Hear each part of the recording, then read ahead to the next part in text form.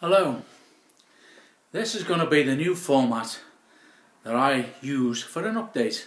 I think it's better maybe than sending thousands of emails out. Okay, the reason for this update is some time ago I sent an email to Professor Dean. Now the email was about vulnerable breeds, which Kerry Blue Terriers, one of my breeds, what I'm involved in, is one. On January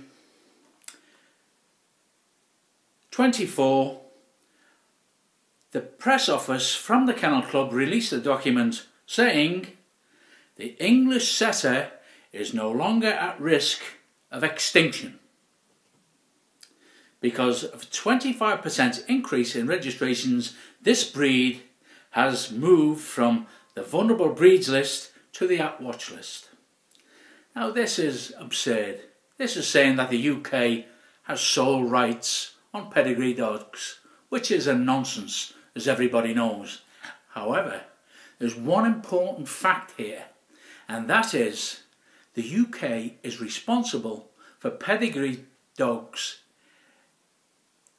via the Kennel Club in this country. All registered dogs are registered with the Kennel Club, and that is the only way we can keep a track on the breeds in this country. Moreover, vulnerable breeds, if you go below 300 dogs, you're classed as a vulnerable breed.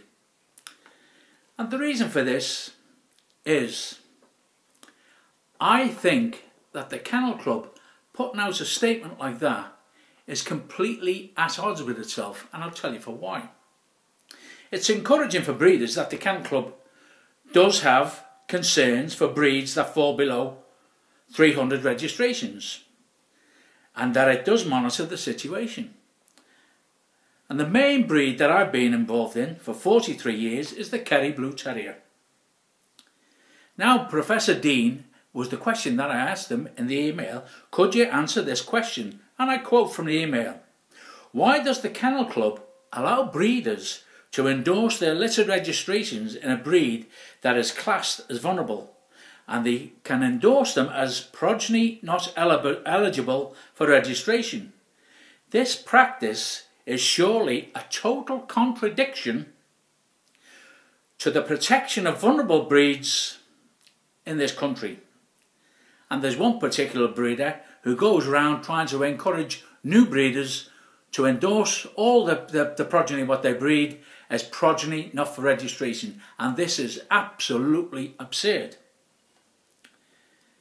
Who wants to go to a dog show, travel hundreds of miles over the country, and because you lack numbers, because your breed is a vulnerable breed and breeders are endorsing their litters progeny not for registration, you go to a dog show and there's ones and twos in a class? Absolute nonsense. The former head of genetics for the Kennel Club, Professor Jeff Sampson, said this in his article about vulnerable breeds: existing experienced breeders should try to persuade and encourage new owners who buy puppy from them to have at least one litter from the puppy. In this way, breed numbers will increase, and so will the parental base from which future generations are produced. This will go some way to stemming the current loss of genetic variability. Now, I sent this email to Professor Dean along with a copy. I copied them all in to his press office, and the press office consists of Bill Lambert, Heidi Ansell, Laura Quickfall, Natalie Llewellyn, Victoria Brown, Denise, I can't pronounce Deflick, I think, Dave Robertson and James Skinner. Now, all of the press office got a copy of this email which I sent to Professor Dean.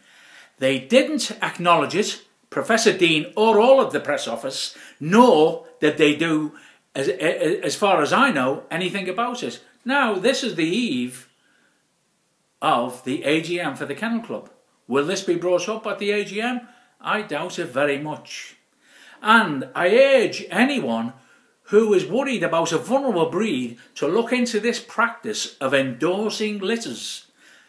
What is the use of having a breed classed as vulnerable if you don't enforce it and you still allow breeders to endorse their litters progeny for not for registration. And in my view, the endorsing of litters in a vulnerable breed is to keep the numbers low and the prices high. I have a copy of a contract from a Kerry Blue breeder who endorses his litters.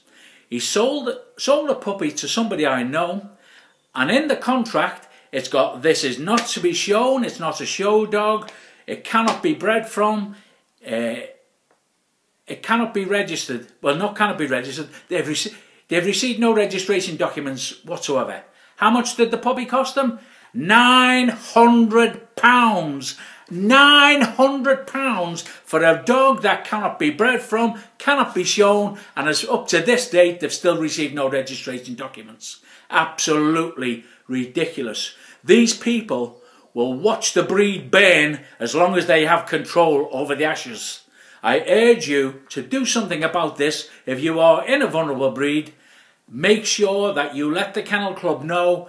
Send emails to Professor Dean, all the press office, and ask them to take away this right that breeders have. If the breeder's classed as vulnerable or on the watch list, the ability to endorse their litters progeny not for registration.